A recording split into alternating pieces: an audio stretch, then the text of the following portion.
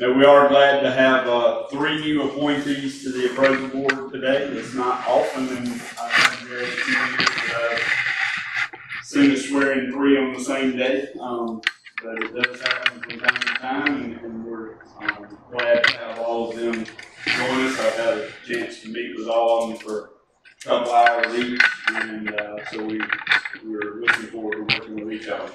I'm going to introduce all of them, and then we will, in order I introduce them, we'll have them come up one at a time, and we'll swear them in, and then they'll take their seats. So, first we have Mr. Clay Taylor, who is appointed as a public member by Senator Berger to a term through June of 2021. He's a retired architect, past president of the North Carolina chapter of the American Institute of Architects. He's a graduate of NC State. So, you know, he's already one up in my book, but that's, and he lives here in Raleigh with his wife of 55 years, Nancy. Next, we have Mr. Mike Warren, who's a certified residential appraiser, is appointed as appraiser member by Governor Cooper to a term through June of 2021. He's a member of the North Carolina Real Estate Appraisers Association, a graduate of Western Carolina University, and he lives in Indian Beach, North Carolina with his wife, Gail. And if you don't know exactly where Indian Beach is, kind of between Emerald Isle and Atlantic Beach along the strip out there. So it's a nice place to be from. And last but certainly not least, Ms. Deborah Scotton. She's a certified residential appraiser, appointed as an appraiser member by Governor Cooper to a term through June of 2021. She's a member of the North Carolina Real Estate Appraisers Association and a member of North Carolina Professional Appraisers Coalition, a graduate of North Carolina Central University, and lives in Chapel Hill.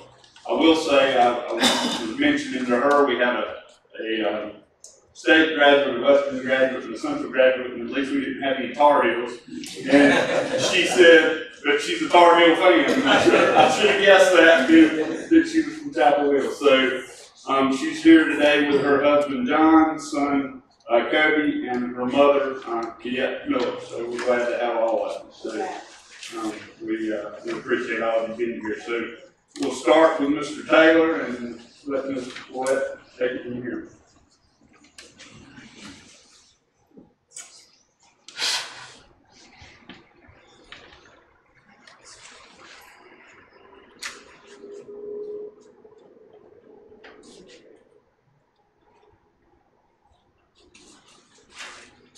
Place your left hand on the Bible. Do you solemnly swear that you will support the Constitution of the United States? Do you solemnly swear you will be faithful and bear true allegiance to the state of North Carolina and to the constitutional powers and authorities which are or may be established for the government thereof, and that you will endeavor to support, maintain, and defend the Constitution of this state, not inconsistent with the Constitution of the United States? I will. Do you solemnly swear that you will well and truly execute the duties of your office as a member of the North Carolina Appraisal Board according to the best of your skill and ability according to the law? I will. Congratulations. If you would come over here and sign this, so we will have you officially. Check.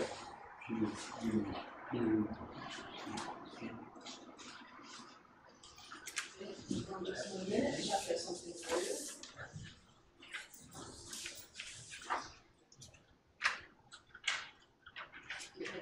Y'all want to come to the middle? Come to the middle of it. Just change that. Y'all want to come to the middle. It makes it very fun.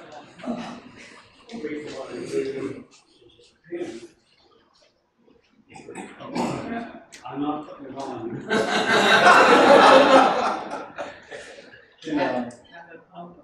Yeah, can we get a picture of y'all shaking hands?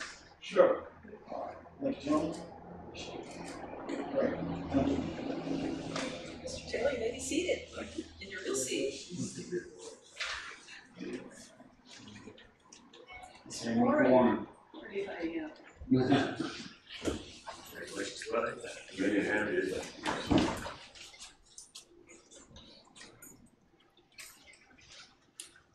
Place your left hand on the Bible. Do you solemnly swear that you will support the Constitution of the United States? Do you solemnly swear that you will be faithful and bear true allegiance to the state of North Carolina and to the constitutional powers and authorities which are or may be established for the government thereof, and that you will endeavor to support, maintain, and defend defend the Constitution of this state, not inconsistent with the Constitution of the United States. Do you solemnly swear that you will well and truly execute the duties of your office as a member of the North Carolina Prison Board according to the best of your skill and ability according to law? Congratulations. Look forward to sign yourself in.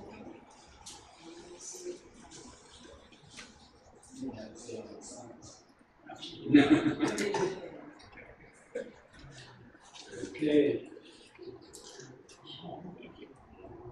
That picture here. Yeah, thank you, Jim.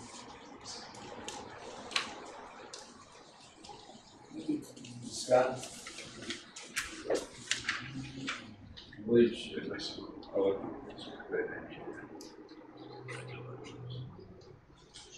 Ready? Yeah.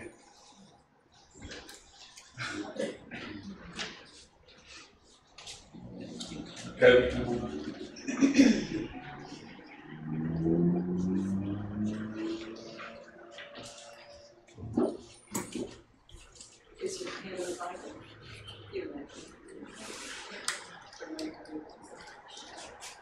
Do you solemnly swear that you will support the Constitution of the United States? Do you solemnly swear that you will be faithful and bear true allegiance to the state of North Carolina and to the constitutional powers and authorities which are or may be established for the government thereof, and that you will endeavor to support, maintain, and defend the Constitution of this state not inconsistent with the Constitution of the United States? Do you solemnly swear that you will well and truly execute the duties of your office as a member of the North Carolina Prison Board according to the best of your skill and ability according to law? Congratulations. You come over here, sign yourself there.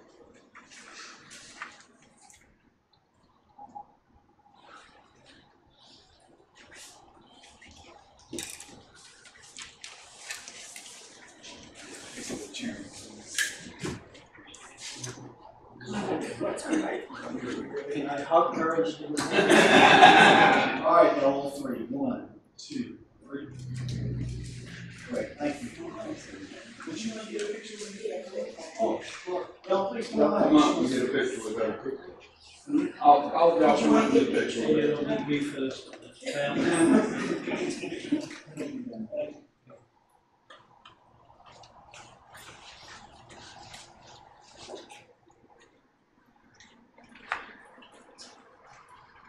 Y'all would get close together. And I'm going to take this on 3. 1, 2, 3. Great, thank you very much. Yeah.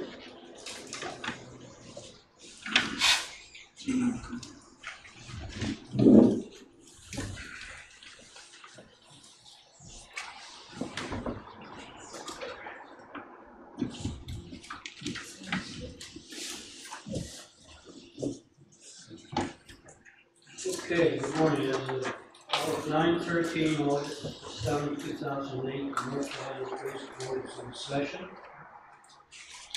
In accordance with General Statute 138A-15, it is the duty of every board member to avoid both conflicts of interest and appearances of conflicts.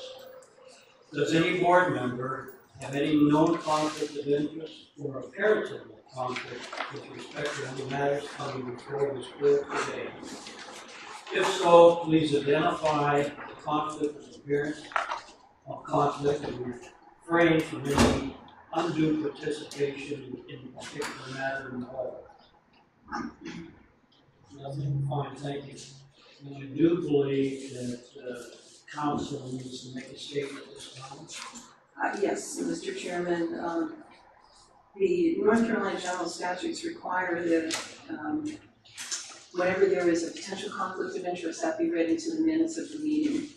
Regarding Mr. Warren, the Ethics Commission did not find an actual conflict of interest, but found the potential for a conflict of interest. The potential conflict of interest identified does not prohibit service on this board. Mr. Warren fills the role of a real estate appraiser on the board. He's the president of Mike Warren Construction, a real estate appraising company. Because he is serving on the licensing board for members of his own profession, he has a potential for conflict of interest and should exercise appropriate caution in the performance of his public duties should his license come before the board for official action. And regarding Ms. Scotton, it's the same thing. They did not find an actual conflict of interest with them, a potential for conflict of interest that does not prohibit service on the board. Ms. Scotton is the owner of Scotton Real Estate Appraisals. Because she's serving on a licensing board for members of her own profession, she has potential for conflict of interest and should exercise appropriate caution in the performance of her public duties should her license or the licensees of her employees come before the board for official action. That's all I needed to do was read that into the minutes. Okay, we have a motion to approve the agenda. So moved.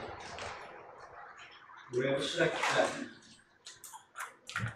Consider. We have a motion and a second to approve the agenda, consider approving the agenda with items taken in any order as determined by the chairman. All in favor say aye. Aye. Opposed? Motion is carried. So we now need a motion, comments regarding June 12th minutes. Motion to approve. Do we have a second? Second. We have a motion and a second to approve the minutes for June 12th, 2018. All in favor say aye. Aye. Opposed? Motion is carried. I have elected as chairman to move the open forum down to right after exhibit 4. So at this point, we will discuss finances, Mr. Rogers.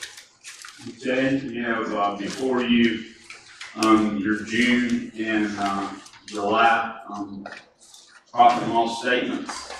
I did provide a memo with the exhibits to explain, especially since we had several new members at this time that have not been around at the transition of the fiscal year, that we do not show the renewal fees in the actual revenue until after our audit is done. So that's why we're only showing $41,000 in appraiser fees and $16,000 in AMC fees. That is what has come in since July 1st.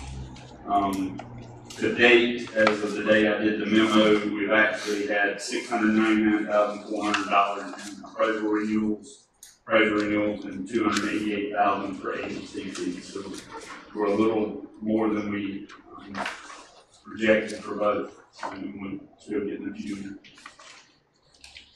That's very close to your original guesstimate. Well, How did you do that? just kind of put my finger in there, I guess. No, it does kind of send the whole to a certain percentage being renewed for the past several years. Busy state man. Yeah. Is that it? That's all I have at this time. I was going to announce it in staff report, but since we're in finance, our financial auditors will be here next week to do our annual financial audit, and the hope is that everything will be prepared and be ready to present in September. Are there any other questions regarding the finance? If not, I get to move on to legal consent order. Unfortunately, I have no consent orders for you. I had settled a case late yesterday afternoon, like around 4:30, and the fellow hasn't gotten it to me, and I don't present it to you till I have something in writing, just in case they change their mind, which has happened before. So it will come to you in September. We do have several probable cause cases for you this month. Okay.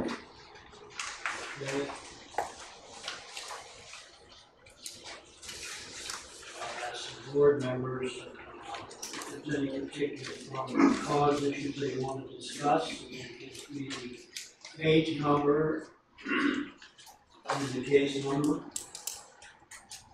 Start with Mr. Gore. Mr. Chairman, by the way, the NCAB folks asked us to please use our microphone as restricted live, so I very seldom remember to do that. Do that today. I just had a couple. Case 0009, page 12. One simple question about that. And case 0015, page 21, question about that. And then I have several comments regarding 0021, page 29. Mr. Talon? None. Mr. Weitzel? None. Mr. Vincent? Mr. Chairman, I have a couple questions on case 0008, page 10, and case 0016, page 24.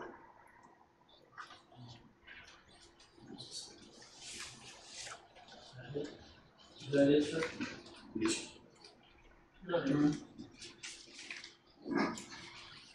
All right, I will not challenge the new members on the board. We'll ask if they have any questions. None? Okay, fine, thank you. All right, let me take this.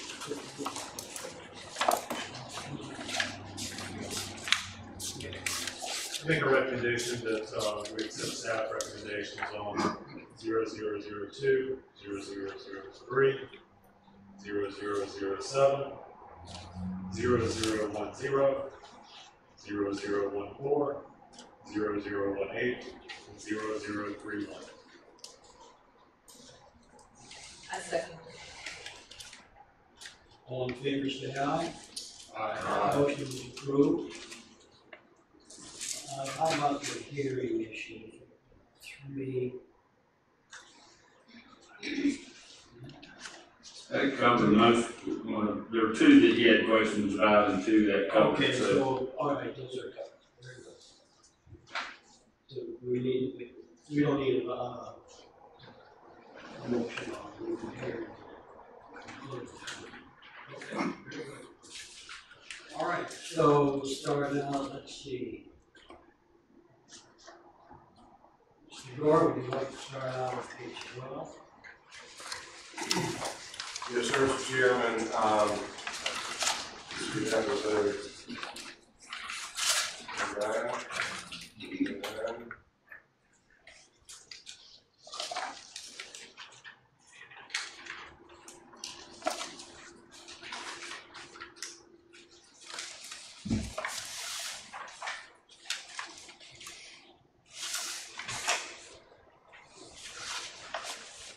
Case number 0009. Is that correct? That's correct. My question is to the investigator. Yes. It was clearly that it was clear that the appraiser had a house that was underbuilt or the subdivision needed replanting. Did he indicate that at all in terms of functional non-curable obsolescence? And so he did not make the adjustments for lot value to reflect the fact he was using content in the neighborhoods. I agree with you that he did. So I'm going on that.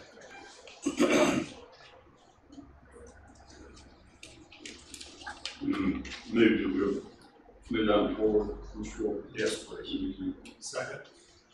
Motion second, staff recommendation on 0009, all in favor? Aye. Opposed? Motion is carried.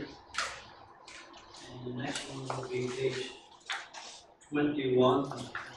Yes, that's 0015, and this is just comments I'm going to make in this regard that maybe we put in this appraisal scope to remind appraisers of a couple of things. One is that you must be very careful when you're consulting versus doing an appraisal, that you're not offering a value. You're consult about other items. I've done that before in terms of what you might have wanted this particular townhouse in this particular market and other things. But if you have an opinion of value, you must follow the use map in every manner.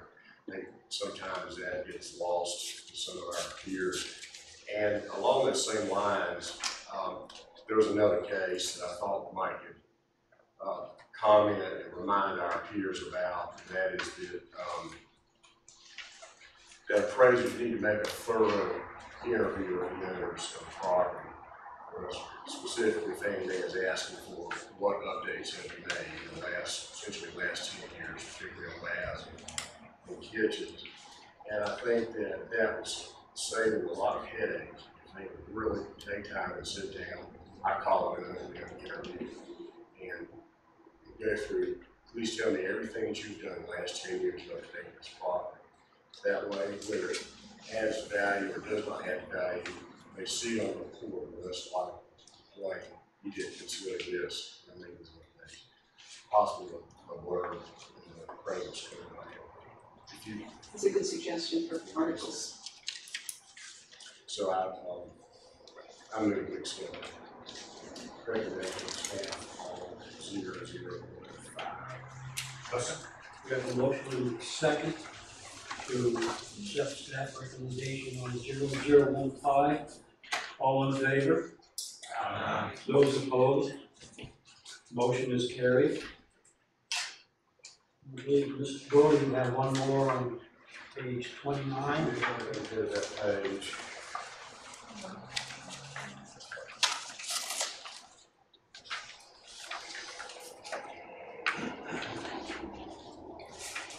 Case number 21. This one was a little bit confusing to me. Which investigator had this? Which one? That's nice. That was nice, yeah. Tom, did you ever determine, did anyone ever determine if the mobile home in the back of the lot was personal property or was it on permanent foundation? I couldn't determine, I visually observed this thing, I saw it. I couldn't determine if it was on a permanent foundation. However, it did have an elaborate front stoop made out of concrete, wood, like a deck that went to this thing, and it had power that ran to a pole behind it immediately. Did it have a crawl door too? I couldn't see it. It had it looked as if they had laid wood up against it, kind of to simulate a skirting or something. I'm not sure. But the biggest issue that I think that I have with this, and I'm sure you will agree with me, is the fact that it wasn't even addressed at all. It was there. You cannot ignore it. Yeah. And there was no discussion in the appraisal, no analysis as to how it impacted the highest and best use of that property, how it potentially impacted the value of that property. His method of handling this, I just don't believe was appropriate. I don't believe it was what his professional peers would do. Yeah. I'm teetering on the hearing or not, and you're helping me a lot there. If you clearly, because you need to know what we have. You may have something of no value, you may have something of some value. If it were permanently fixed, if in fact it was real estate, and not personal property, had some value, even in storage. Possibly, yes. If it wasn't permitted, well, that's something else too. But it sounds like none of these things he researched at all. It wasn't addressed. He didn't address it, and it appeared as if the client was prompting him, give us some information about this, and he just refused. I feel like in some respects this respondent or this appraiser confused his scopes of work, almost as if he was doing a desktop appraisal as opposed to an actual exterior only. Sounds like you confused assignment conditions versus scope of work too. Possibly, yes, sir. Well, okay, I can't agree with the hearing. It just seems if you take just a couple more steps to find out these things. I wondered prior to us speaking that if maybe we should send him to some classes, but if he was not, he wasn't helpful to you much, it sounded like. He was reading that into between lines. We corresponded, of course. I interviewed him. He did not want to accept any kind of fault or error with regard to this analysis, and was very much committed that had the client wanted him to analyze any potential value or obsolescence that was present in that double or that single wide trailer on that property, then they should have asked for a tenant fee. And that was his answer. And what did they ask for? They wanted an exterior on it. 2055. Plus he had assignment conditions that spelled out, you know, if this is present on the property, stop, call us, talk to us. You know, all of those typical red flag type issues that are sent out with an engagement order. And, you know, it just didn't seem that he was following his instructions. Well, just to make a statement on that, I see those sometimes as well, and in fact, in many cases, it's so the lender can stop and not pay the appraiser. So, it's not gonna work, so we're not paying, but that's a whole other issue. Yes, you deal with agency or lender engagement letters, whatever. But, okay, I'm curious to know if we understand the issues of this at all. I don't like the belligerence that possibly the appraiser has shown, but at the same time, I wonder if it reaches the cause of a hearing. Did you all have any qualms about it? The one thing that we looked at was if he had said, this is present on the property and I consider it personal property and therefore I gave it no value, we wouldn't be here. He ignored it. He didn't even tell him it was there. So, I mean, that's the problem. And there was, you know, that made it misleading not to, you know, if there's anything that's something that may even have to be removed, I mean, that's something you need to discuss, you know, if it's obvious. So I don't think that's, you know, it wasn't something that was kind of, you know, from an exterior only was hidden from view. I mean, like if he'd have done, you know, for an example, like they're done underground storage tank and he couldn't see the pipe because it was behind the house. You know, it wasn't that situation. It was on the road. I mean, so, you know, so therefore you know, and we've asked some questions about, you know, the appraiser's scope and what's appropriate, and everything we've come back with is, you know, he had a duty to report it. You can't unring the bell. That's right. If you see something, I agree with that. I move that we accept the staff's recommendation of hearing on 0021. Second. We have a motion and a second to accept staff recommendation on case number 0021. All in favor? Aye. All opposed? Motion is carried. I believe then we will go to Mr. Vincent, page 10, Yes, thank you. case number 0008. Thank you, Mr. Chairman.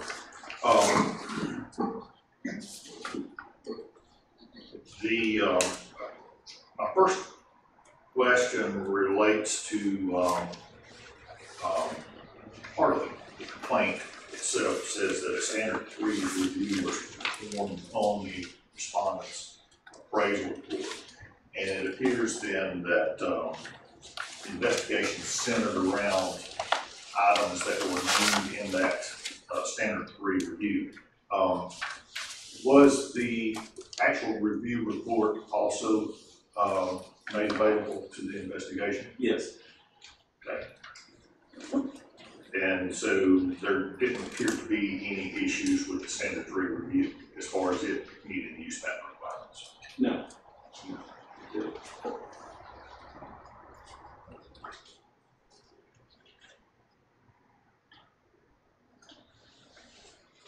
Mr. Vincent, may I ask a question about So, page 11, paragraph 3, stating that the respondent did not comment on the fact that it butts a grocery store with gas pumps. Are you reading that correctly? Didn't comment that it was taxed. In the tax record, they said it was commercial/residential. The subject. The subject was. But he didn't comment on that, even though that's the case, it's being valued as a residential property, correct? It has, it has, commercial potential, but it's not, it has part of the land goes out onto the US highway. So is he appraising it at value and use, its high, or its highest and best use? That's one of the issues. He was, in that area, there is not zoning, and this was the tax office was just saying what would be logical for that location. And they were taxing it as it was being used. But he didn't explain any of that. What did the assignment conditions state? As a residential property. Okay. He has the option of changing the scope of work Yes. if he finds that that's not feasible.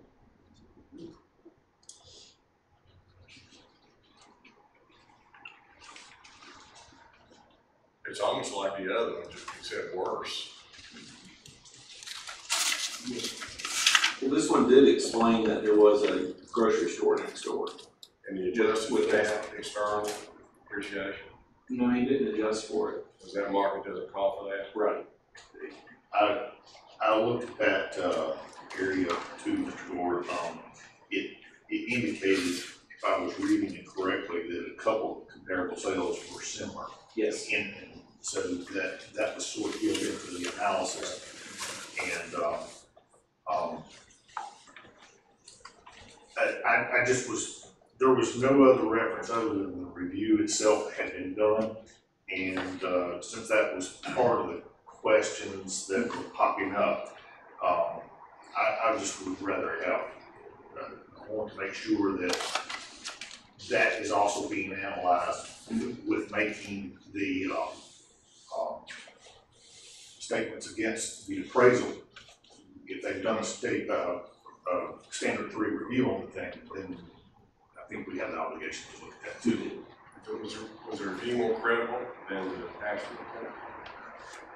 No, the review really only talked about the zoning and that the appraiser didn't explain that. And then they talked also about where the respondent put his prior services into the report itself. Review was a compliance review, or the lot, Joe? Yes. Did they review and value the property? No. Okay. So there's no difference there.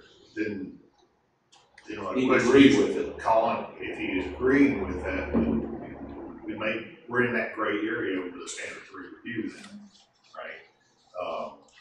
Because you can do a compliance review, but that does not necessarily meet the requirement of the standard 3. That was what was causing an issue. If we're coming to that point, then the review itself would have to be compliant with this.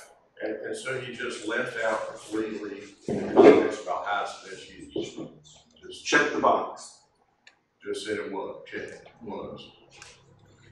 And didn't explain anything about part of the grocery store's parking lot being on the subject's lot. He didn't explain that that lot has access to the US highway. And the all the staff agrees, is this difficult to come up with, or just easy to make this decision? I mean, I would say it's pretty straightforward. I mean, the issue with the USPAP class is because they didn't keep copies of the reports, and that's been fairly standard. That we do that. And the tag on was because of the highest and best use issue. So that's why we got to where we did. It wasn't, and there were two. Usually, USPAP covers a lot of ills that doesn't happen to necessarily take care of the highest and best use issue, so you have to look somewhere else. So that's why there was 2 classes instead of 1. I'm sorry, I thought this was hearing. No, it's a conditional dismissal. Mr. Chairman, I move that we accept staff recommendations on case number 0016. Second. We have a motion. I'm sorry, excuse me, I'm sorry. So it was 8. 0008. Okay. My bad. Okay, we have a motion and a second to accept staff recommendation on case number 0008. All in favor, say aye. Aye. Opposed? Motion is carried. Staff, I'm sorry, I thought we were, that's about across the side there, I thought we could hear it, I agree. No, I mean, but some of the issues that were raised still good points, but I mean, that's, yeah, I mean, that is one we kind of ended up where we did. Let's put the glasses on, leave them on now. Are you done apologizing now? I apologize to you all. Fair enough. Okay, Mr. Benson, I believe you had one more. Is that not true? Yes. 0016 on Yes, page Mr. Chairman, 24. excuse me for jumping the gun a minute ago on this one. But, Yeah, that's fine. 00016.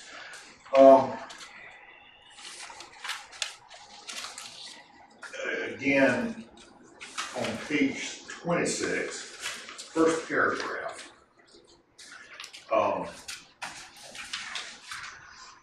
Again, it's kind of choice of wording, and in this particular case, it said the appraisal order did not contain the scope of work and or assignment conditions, which is typical for some non-bank private or related private assignments. And majority of my work is non-bank related, and I have never received scope of work because that's something that I'm going to determine what the scope of work is. And occasionally I will receive some assignment conditions, but for the non-bank related information, it would be a rarity if I've got either one, even if they were to put a heading that was incorrect, calling it scope of work. So I don't want to get